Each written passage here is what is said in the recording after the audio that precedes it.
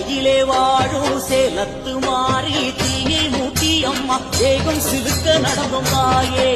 ராஜ தெய்வமே சைல மகாராணி கோட்டை பெரியமாரி, எட்டுப்பேட்டை கட்டியாலும் கோட்டை பெரியமாரி, நித்திய சுமங்கலி நித்திய அபிவிரதியாம் கோட்டை பெரியமாரி சுப நித்திய அபிவிரதியே.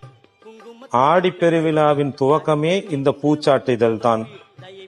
ஏழைகளின் தெய்வம், மக்களின் தெய்வம் நம் கோட்டை பெரியமாரி. எட்டுப்பேட்டை கட்டியாலும் கோட்டை பெரிய மாரியம்மன்.